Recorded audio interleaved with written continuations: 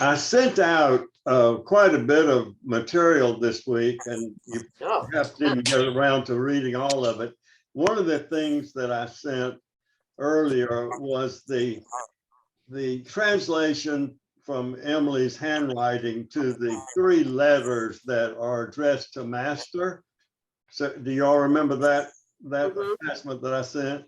And then the second part of that same email was a series of poems and notes and excerpts from some letters that Emily had written to Susan, and to give you a flavor of some of the poems that Emily wrote to Susan, many times using her name in the poem. Most of the information that has come to light about the relationship between Susan Dickinson and Emily Dickinson comes out of this book here, this Open Me Carefully.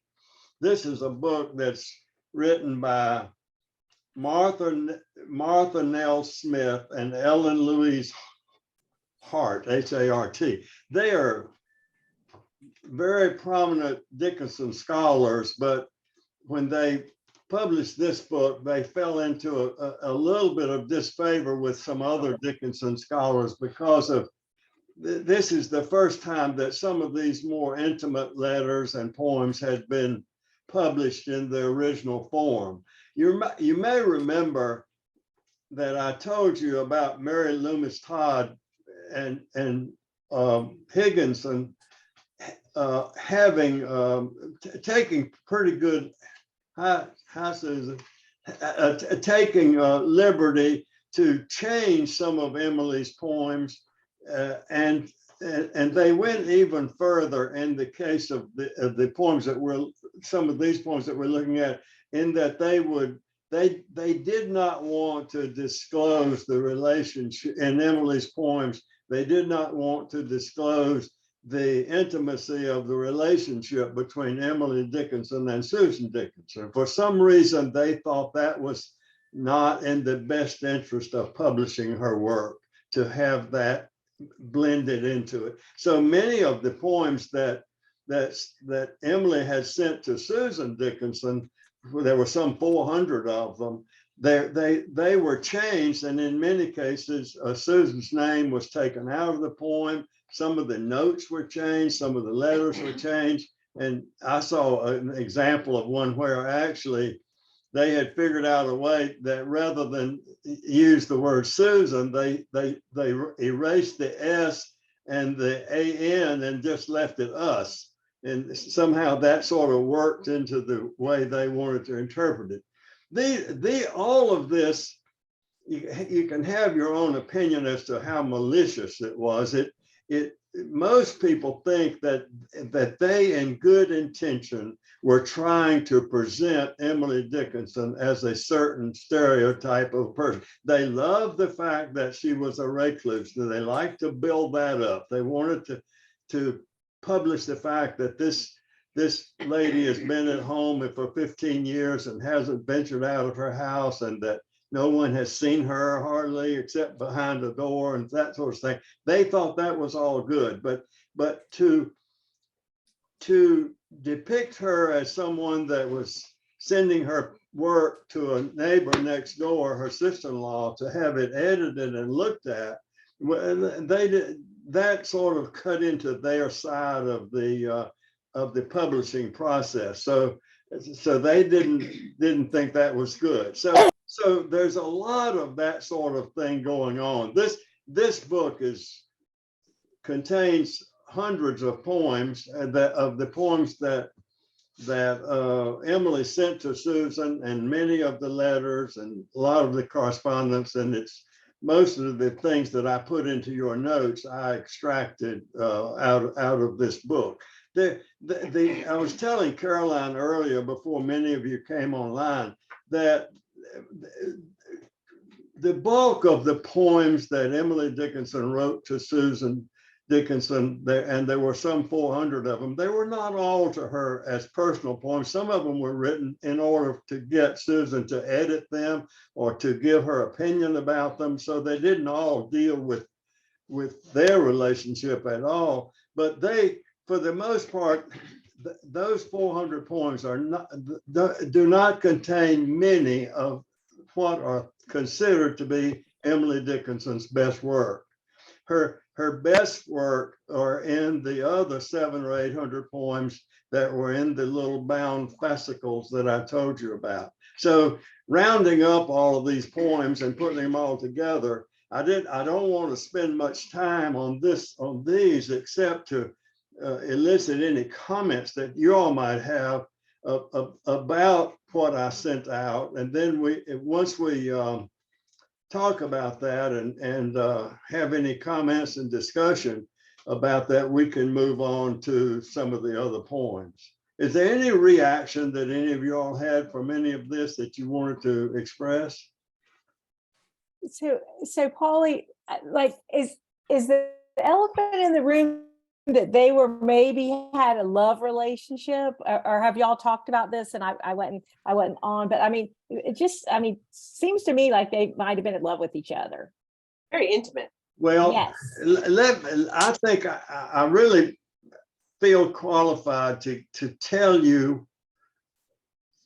I've read so much about it that I think I can tell you as nearly as almost anybody can about an evaluation of that. They knew each other from the get-go. They were born in the same year, and they knew each other as small children, and they grew up together.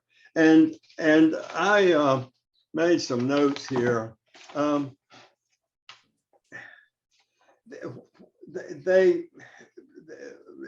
Richard Sewell, who wrote Emily's biography, and I told you all was the best one, the most authentic one, and he was not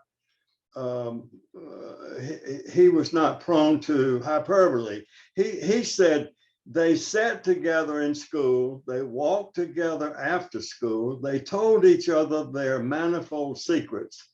They wrote long and impassioned letters to each other in the evening, and in a word, they were in love with each other.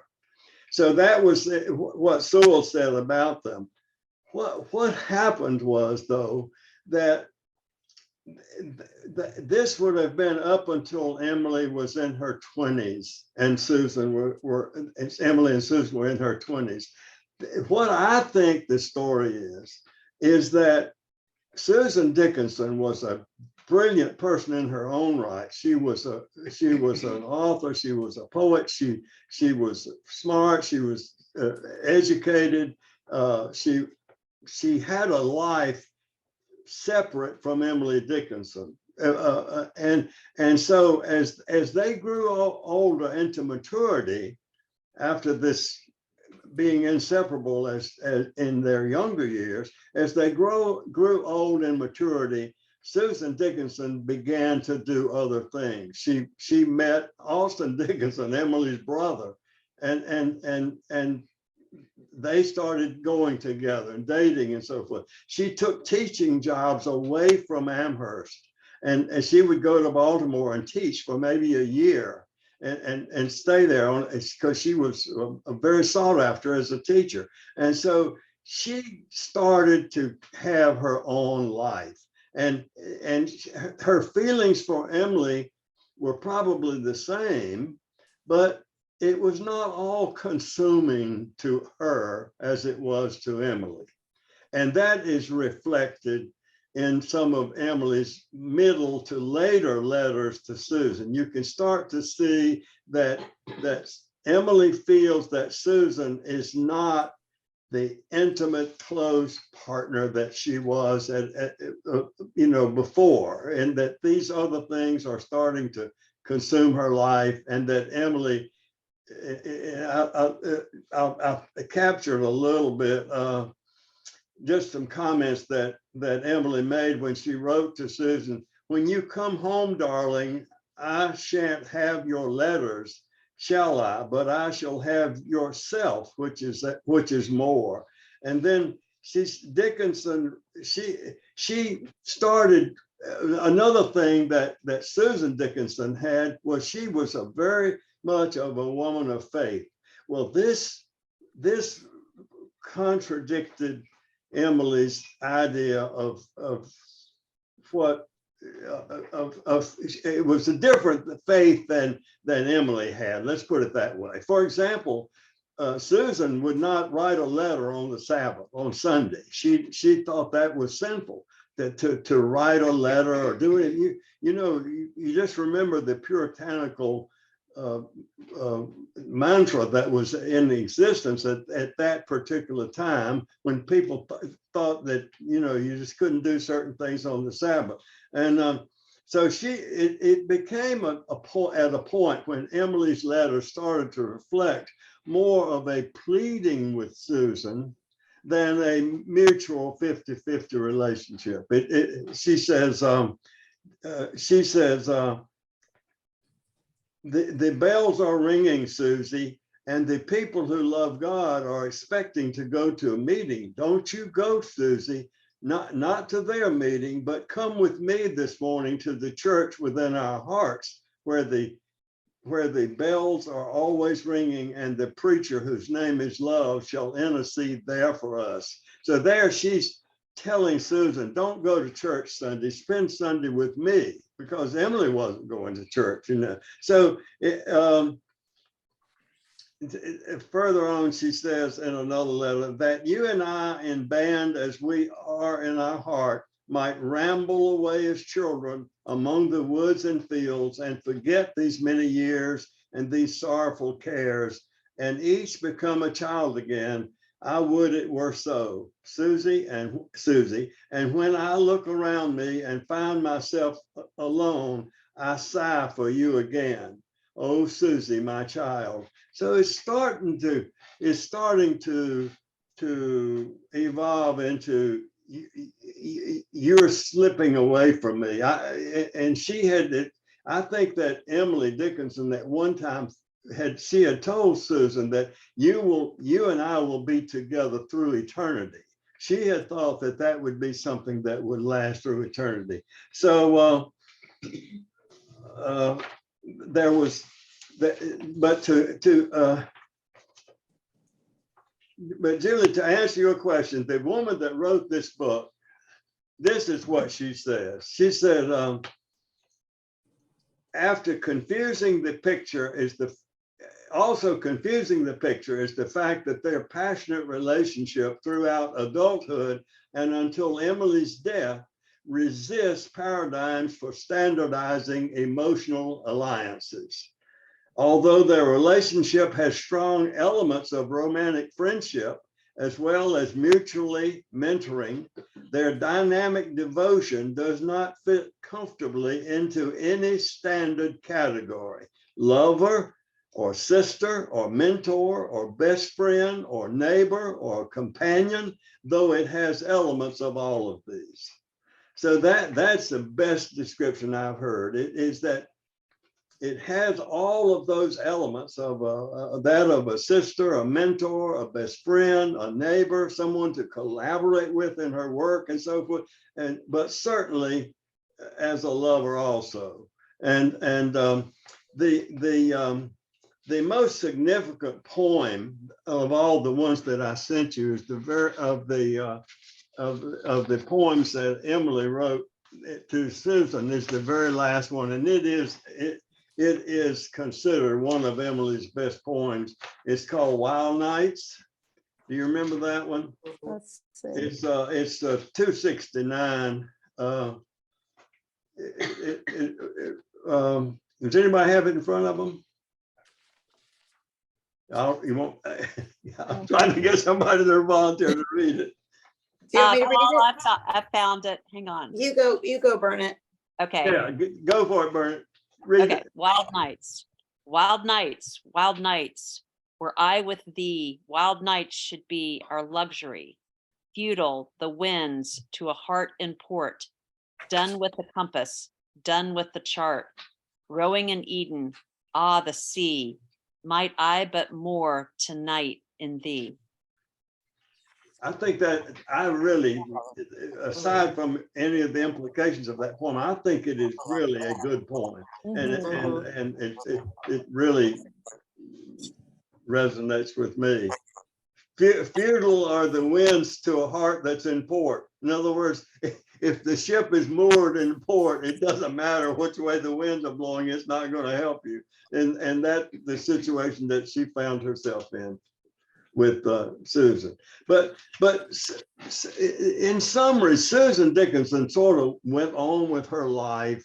She had 3 children that she loved dearly. She had other things going in her life. When Emily was confined to one room of a house and would see no one and have no interaction with anyone except perhaps her sister and her mother and father while they were living. So it was just not a 50-50 relationship at all. As Susan, you remember from last week, the obituary that Susan Dickinson wrote for Emily and how beautiful it was. And Susan Dickinson was responsible for preparing Emily to be presented in her casket. And she selected the flowers that they put in her hair. She selected the clothes that she wore. She did all of those things. So she loved her, but maybe not to the complete exclusion of life itself. She had other things in her life also. Any more comments or questions about that? Because it really, if you talk to anyone about Emily Dickinson, that is going to come up, the relationship between Emily and Susan Dickinson. They lived next door to each other. I wanted to, I have a quick question. yeah. Does Susan's correspondence back to Emily, I'm losing my battery, but anyway, Susan's correspondence back to Emily, is it similar in some of the feeling? Well, there's no way to know that because Susan's correspondence to Emily was all destroyed. All of it was. And the only Okay. the only few examples of letters that Susan wrote to Emily would be when Emily would take Susan's letter and write on the same Oh, letter right. You and said that send it last back week. to Yeah. her. And then Yeah. that way it's been preserved. So we Okay. only have one side of this Yeah. this equation really Yeah. that we know about. But you can be sure that for 15 or 20 years at least, there was a trail back and forth between those two houses, a path that, that was heavily trod for sure. I had such good luck last week and I felt so proud of myself for using the share screen feature of Zoom. So I want to try it again and see if I can share, so show a few of the pictures that I have here. Let's see. Okay, this is the Emily Dickinson's home as it looks pretty much today, and it's not too much different from when it looked when Emily lived there. Can you see it? Yeah. This Pretty. if you look at the right upstairs would be Emily's room on the front, then the right corner upstairs. And this house, remember we said it overlooks overlooks the street that all the funeral processions came by going to the cemetery next door. So from that window, for many, many years, she saw lots of funerals go by, and death is one of the primary subjects in her poetry, and certainly in her thoughts. Okay, let's see. Have you've been to the homestead? Yes. Yes, I'm looking forward to going sometime Yes, soon. you will really enjoy that. Yeah. Because they've just done such a great job with preserving everything the way it was. Her room has her little writing table and some of her books and things. It's just, you feel like she's just gonna pop out from behind the door almost. Okay, let me see what else I had here. This is one of the things they have going on there now, is that Emily Dickinson loved flowers and gardening so much that now you can volunteer and go there and work, and you can go there and tend to flowers and plant flowers and be a part of this ongoing effort to keep these gardens so beautiful. But isn't that a pretty backyard? Beautiful. So share screen. Okay. This is Susan Dickinson's house. This is next door. This is just a few hundred yards or maybe 150 yards away. And it is preserved, and it also belongs to Amherst College and is being preserved, but it is, I don't think you can actually go in this house. I think it's not like it's not restored inside to have visitors or anything, but from the exterior, it's fine. I'm on a roll here. Let's see what else.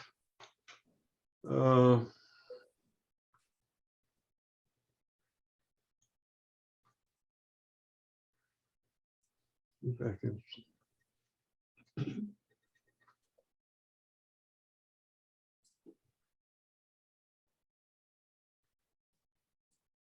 I should have some more on here if I could just see them on my, oh, okay, I see. Show all windows. This is a picture of the front door of Emily Dickinson's house, and I just thought I put this on for Ashley because she and I talk about old things like this, and look at the old latch in that door and the old door handle, Pretty. brass hole. Isn't that something Pretty, yeah. neat? Let's see.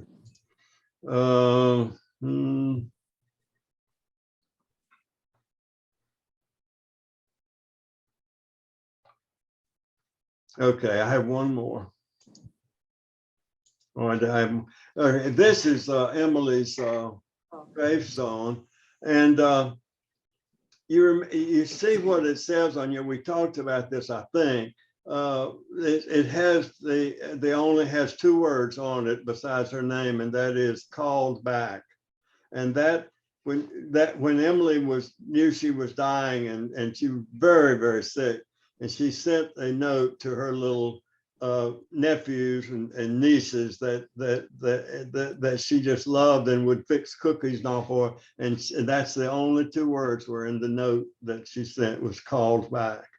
So those have become sort of famous. I did have in my share screen one more thing. I had a friend I was going to mention. I had a friend here in Tampa that was a friend of mine for 49,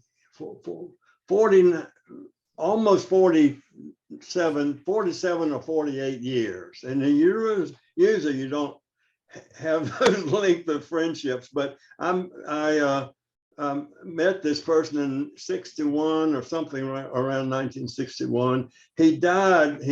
We played golf together forever. He died in 2009 when he passed away from he had a terminal illness, and so for the past several months of his life, he was confined to a wheelchair. So I would go by and pick him up in his wheelchair and put in my SUV and take him to a park or something like that. And one of the places I would take him was a little park just not far from our house here. It's called Picnic Island Park. And so I took this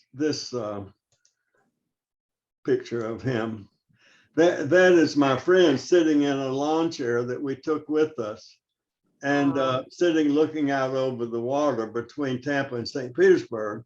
And so later I applied, as you can see, an Emily Dickinson poem to that photograph. Can you all read that poem? Is it big enough for you to read? Mhm. Anyone that cannot read it, or if not, I will read it.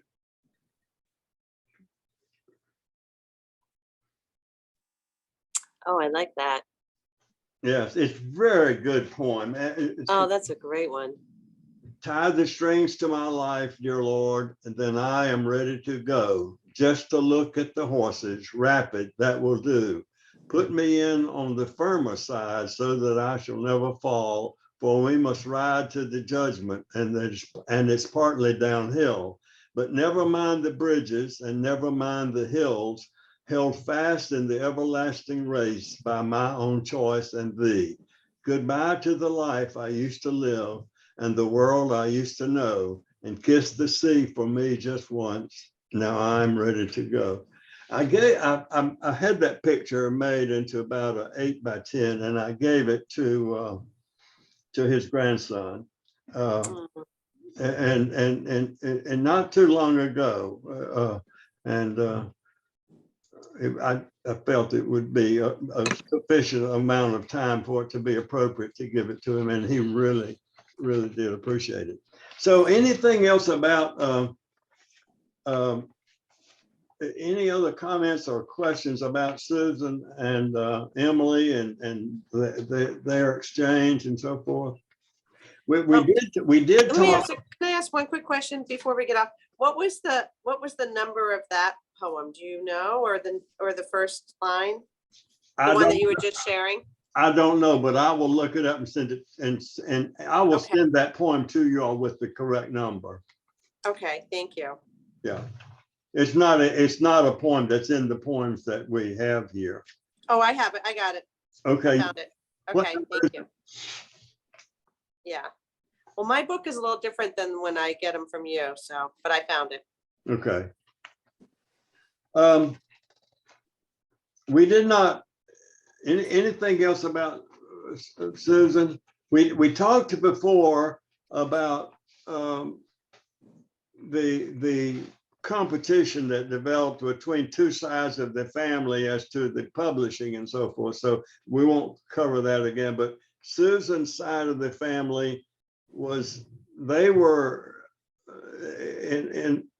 in Vinnie's opinion, lax in moving fast enough to get some of Emily's work published. Susan, it was not a priority with her. She was very meticulous and careful working with these poems and so forth. And so Vinnie sort of turned to Mabel Loomis Todd and Mr. Higginson to go ahead and initiate the publishing side of it. Later on, there were books written by Susan Dickinson about Emily and poems published by Susan and more by her daughter.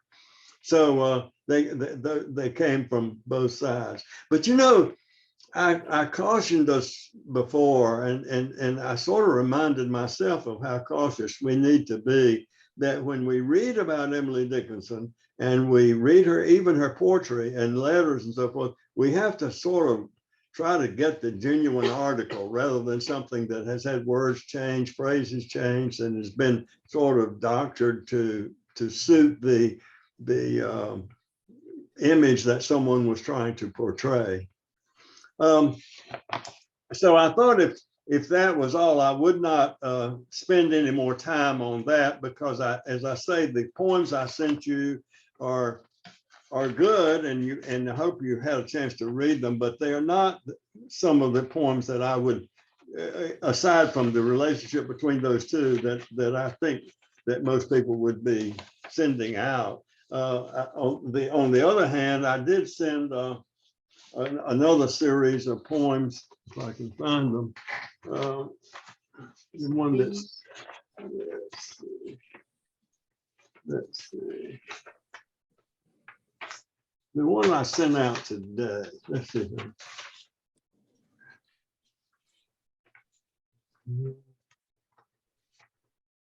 I could not.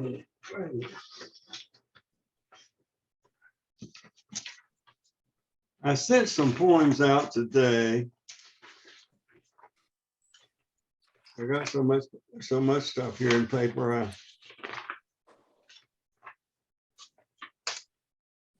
So it's not that.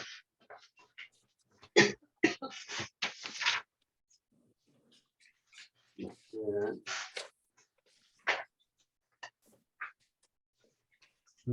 I'll find it.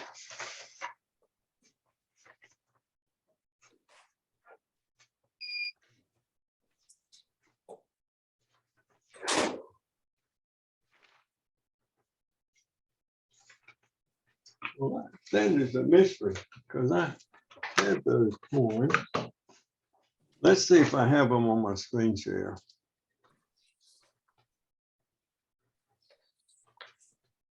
I have it if you.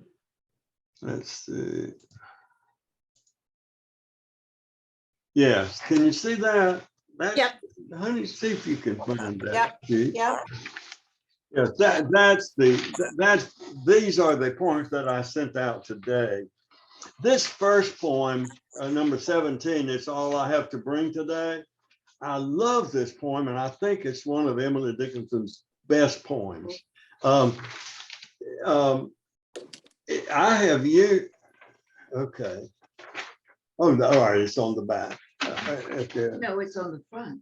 And there's a second page to this. Okay. It continues that. Yeah.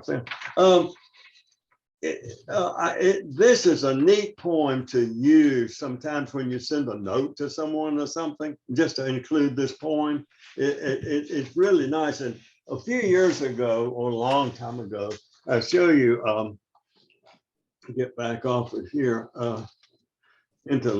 I'll show you this. There may be some glare here, but this is that poem done in calligraphy. And I got this on eBay. Turned out that maybe what, 20 years ago? At least. Donna said at least. It turns out that the person who wrote this poem was advertising on eBay. He said that I have severe depression. And he said, I'm just trying to make it day to day. And I have copied this poem, and I wondered if anyone would be interested in buying it. And so I just think it's real neat. He has a beautiful calligraphy type handwriting. And can you see the colors and all? That's so So- cool. So it's really neat. It's a neat poem, and I really let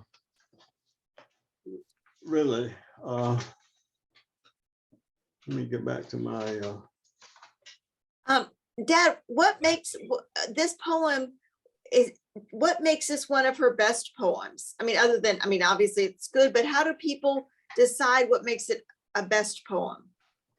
well, they do, but that would be way beyond my ability to to make those kinds of judgments. But Mhm. I think that high among the things that make some of her poems great is just the some of them are just cute poems that have become famous, like the next one, that hope is the thing with feathers. I think Yeah. that is a great point. But usually I think being thought-provoking and provoking some introspection into our own lives is one of the ingredients that I think that makes for some of her poems good, and causing you to think about things that you just don't think about every day. Mhm. And to me, some of the things that makes some of her poems sort of precious to me is the way that she understands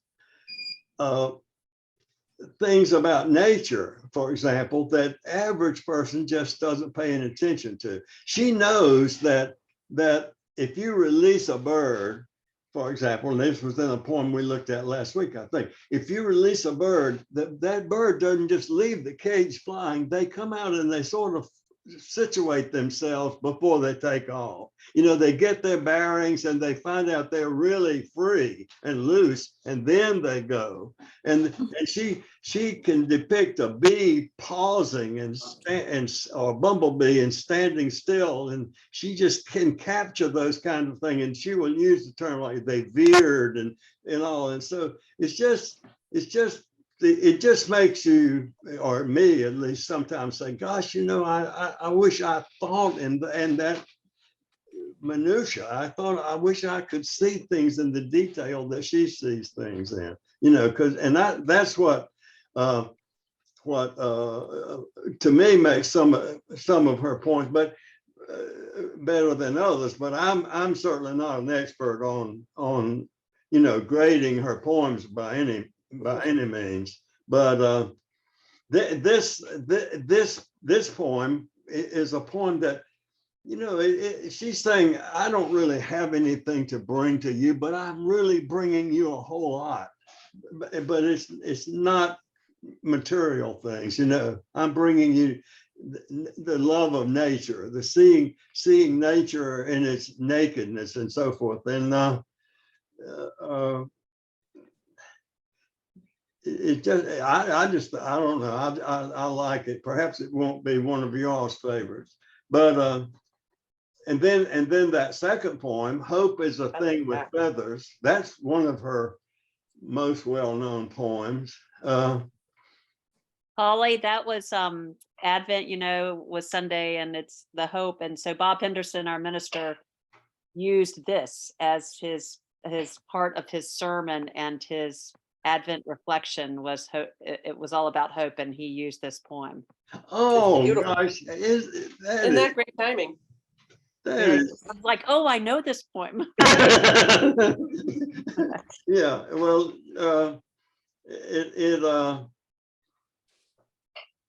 it really is an inspiring poem to attribute to the power of hope.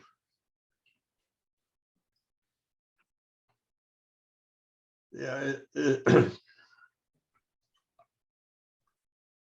Has anybody else noticed in talking about Emily Dickinson in this course? Can y'all hear me? I think I might be muted.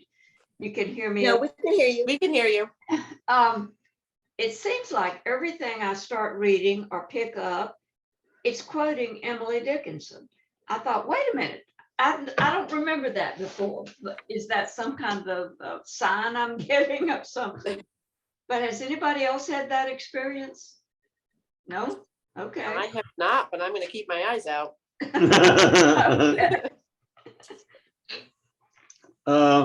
The next one, any more comments on Hope is a Thing with Feathers? I love that one. I So taste, far, that's one of my favorites that we've looked at. Yeah, I agree. I which like that. one? Maybe it's because I can understand it, first of all, on the first pass. Sometimes it takes longer to figure them out, but I just love that one. Hope is a Thing with Feathers. Yeah. I taste a liquor never brewed. She's talking about the fact that she can come inebriated from the power of nature that she sees and observes. And I think it's a neat poem. And she can her knowledge of things that she can weave into her poems, like she says in here,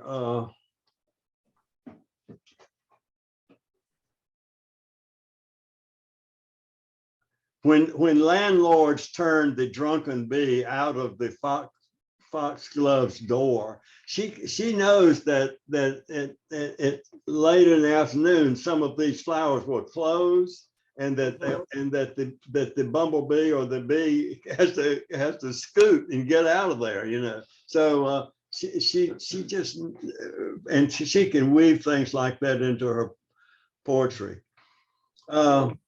The number 1263 is a real quoted poem of Emily's because of the point that it makes. And is anyone familiar with that one?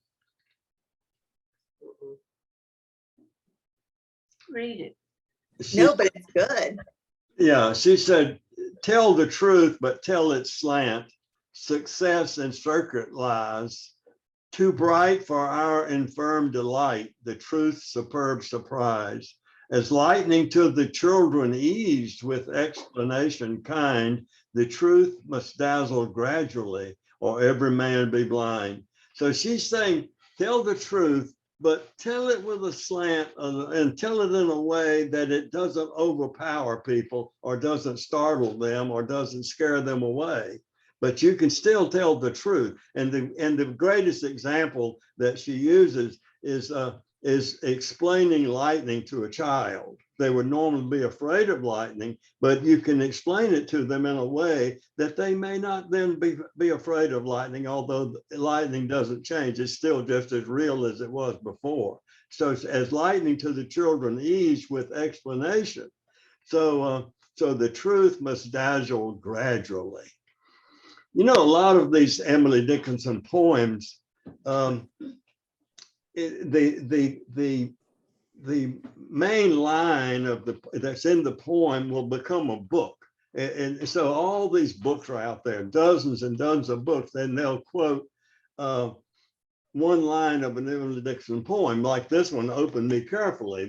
That's from a note that she wrote to Susan Dickinson that said, "Open me carefully." So that ends up the title of a book. And so tell the truth, but tell it slant is a name of a book, so forth. So Paulie, to Donna's point, I get a newsletter, from a writing newsletter from this woman who's an editor, and she calls the newsletter "Tell It Slant." And I know it's starting to be everywhere, but her whole thing is tell it, but tell it in a fresh way that's surprising. Yeah. I think that's kind of her interpretation of that. But yeah, so Donna, it's all around us. That's right.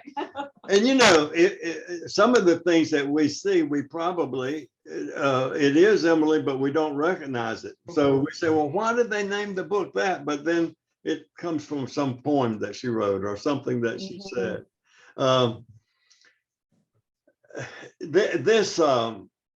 This next poem, "Success is Kind of Swedish," is one of her better poems.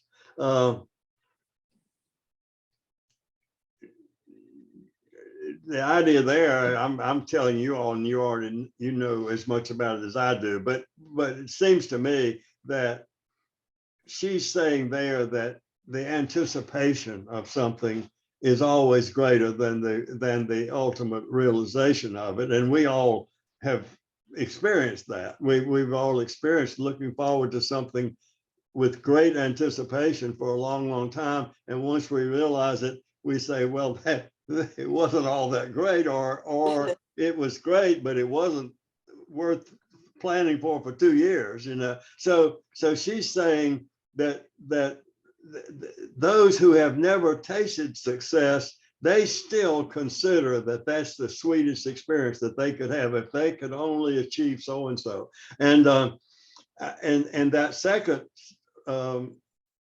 verse of that poem, not one of the purple host who took the flag today can tell the definition so clear of victory. That has something to do with the Civil War, and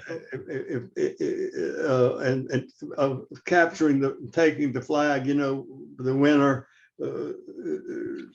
of the battle takes the defeated flag, and the last verse too, "As he defeated dying on whose forbidden ear the distant strains of triumph burst agonizing clear." In other words, the person that did not achieve their goal was still feeling that ultimate victory would have been supreme. The next poem is a cute one, but it just shows that the way she can just really dazzle you with just ordinary things, and talk about a bird stepping aside to let a beetle pass and stuff. said a bird came down the walk. He did not know I saw. He bit an angleworm in halves and ate the fellow raw.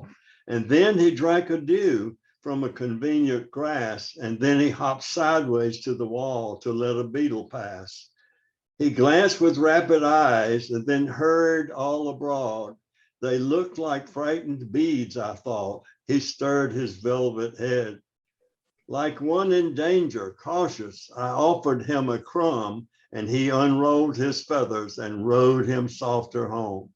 Then oars divide the ocean, to silver for a seam, or butterflies off banks of noon leap plashless as they swim. So that's a neat poem, and you can just sort of visualize that this bird just not buying this friendly. He's finally going to take off and leave, but it was close. And she talks about his he glanced with rapid eyes. They look like frightened beads. You know, some of these birds, like cranes and all, their eyes do look like little beads sticking out. So I think that's a neat poem. I think I just picked it out. The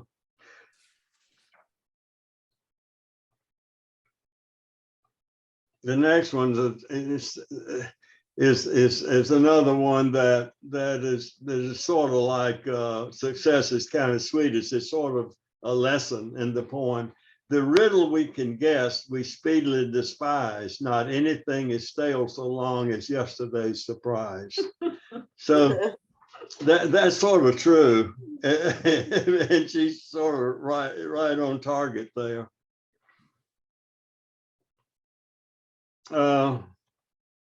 Another, you know, I mentioned so many of these poems that you see crop up in books and songs. I don't personally know of them, but I know there are tons of songs that have Emily Dickinson phrases in them. But this one is, I dwell in possibility, a fairer house than prose, more numerous of windows, superior for doors, of chambers as the cedars, impregnable of eye, and for an everlasting roof, the gambols of the sky, of visitors the fairest, for occupation this, the spreading wide my narrow hands together paradise. You all may have feelings. My sense is that she, of course, she's talking about that she's chosen to devote her life to writing poetry, and the expansiveness of writing poetry over what else she might be doing. And she said it's a fairer house than prose, for example, more numerous of windows and superior for doors. So those are just a few I picked out that I thought you all might like. I will send you all some more of my favorites this week. Not that and not that that they will be ones that we will go over next week, but just for you to read and see if you like, and some of them you'll be familiar with, because there'll be some of the ones that you are familiar with. I thought that next week we would launch into the phase of studying of Emily that we sort of set out initially to gravitate around to, and that is her poems about faith and the attendant subjects to faith would be her thoughts about eternity and an afterlife and that sort of thing. And so that's where the real if we think it's a puzzle to what it was the relationship between Susan and Emily, really, then the relationship between Emily and faith is really intention, always intention. And so it's going to be really interesting to read some of those poems. You read one poem, and you say, here's a poem that was written by one of obviously a great Christian woman, but you read another poem and the poem is almost the opposite. And so you have to figure out where did she really lie in there, or make a guess and probably end up saying, well, I'm really not sure. And that's probably where we'll end up. But we'll start off next week with really get into that. I want you all to give me your all's thoughts when I send you out some poems this week. And one of the difficulties and one of the questions that might arise is, well, are some of the poems earlier than others that would make her have a position at one point that maybe she had a subsequent position that was different at a later point in her life, and that's compounded by the problem that none of her poems are dated, so no one knows exactly which poems came first. Oh, okay. One of the techniques that they have used to really work hard at this is that it is known that her handwriting changed over the years, as all of our handwriting changed. And so they really make a close analysis of her handwriting to say, well, this was probably written maybe around 1860 to 65 or 70, because she was making her L's this way, her M's this way during that period, and that sort of thing. So that's the kind of straws they're grasping at to try to get some dates assigned to some of these poems. But we'll take a look at some of those. I did not comment at all about the three master letters that I sent to you all, the letters to master. Do y'all have any questions or comments about those? Can you just give us a quick little, just so we know their relevance, kind of, or what the supposition about them might be? Yeah, amongst the possessions of Emily Dickinson when she died, you remember we said there was about 800 poems that were found bound up in these little booklets with ribbons through them and everything that we call fascicles, and no one knew that those poems existed. But also in her stuff that was in these drawers were these three letters that I sent to you all. And they were obviously handwritten, many, and as long as they are, with many, many pages. The feeling is that they were never mailed to anyone, a copy of them. And no one knows for sure who the intended recipient was. And so one of the favorite pastimes of Emily Dickinson scholars is to surmise who was this master that she referred to. And I mentioned three possibilities that scholars think in my first, this Higginson guy and the Bowles guy and the Wadsworth, the pastor guy. Those three are the ones that are most often named as being possible targets of the master letters. The fourth I mentioned last week was Judge Otis Lord, who was actually the person that proposed to Emily Dickinson, and he asked her to marry him after Emily's father had passed away, and Emily was in failing health, and he was sort of assumed to inject himself into her life as to sort of a caretaker after her father and mother had passed away. But that he doesn't get much play as being a possible, because the letters have been determined to have been written way before that relationship developed. So the letters are probably 12 to 15 years older than when Judge Lord came on the scene. So he's not a good candidate. But if you read the letters, they're just pleading with this person to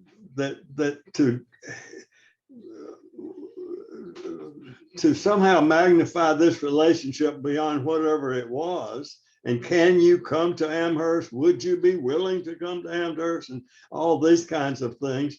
And they are very to the point, I think, but no one knows who they were intended for. So that's just one of the mysteries. Here again, when Mabel Loomis Todd, who was Austin Dickinson's girlfriend and wife of the head of the astronomy department at Amherst, when she took on the job with Mr. Higginson of publishing some of Emily's work, she didn't want to give much attention to the master letters. She just gave a line or two from them, but she didn't want to play them up as being anything important. It detracted from the image that she was trying to portray of Emily as this reclusive lady that never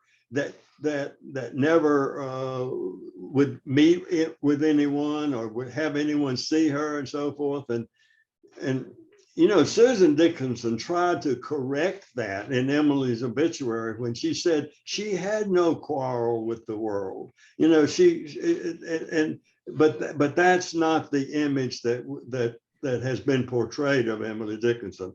My own opinion is that Emily Dickinson was perfectly normal. She was not in any way had any mental problems or anything, nor did she have any set notions about things that were out of the ordinary for what ordinary people would think.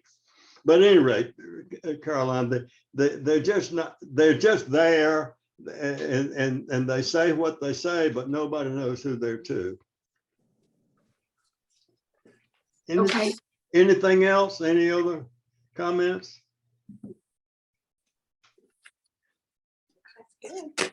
No, it's great. It's so interesting. Yeah, thank Yes, you. thank you so much. The poetry's beautiful. Well, I think next week, when we get into some of her faith-based poems, it will be things that really cause us to think, and we'll project somewhat maybe into her mind as to how she felt about things. And I think we've accomplished setting a background that will help us to understand better, because we've made the point that she lived in a time when sickness and death was just at everybody's doorstep all the time. And so it was not unusual for a small child to get typhus and die at 3 or 4 years old and so forth. And she saw this all the time, and she saw these funerals going past her house very often, and many of her friends died, and her little nephews died and so forth. So her preoccupation with death and preoccupation with eternity and what happens after you die and so forth was prominent in her thinking and in her poetry. So and it's not all dark at all. There, as we'll see, much of her poetry is very hopeful and inspiring to those who read it. I think those of us. She said, "I'm just as certain of heaven as if I had a chart, you know." But then she'll turn around and say some people go to church, but I go to church at home by staying at home. You know, said I like to watch what's going on in my backyard and so forth. So we'll take a look at all that, and I really appreciate you all signing in tonight. Well, That was it's great. great. Thank you. I Thanks, love it. Polly. Thanks, Polly. And happy birthday early, Cameron. Yeah, happy birthday. Hey, that's right. Thank you. Thank you. Thanks, everyone. Thank you. See y'all next week. Bye, y'all. Bye. See Bye. everybody. Bye.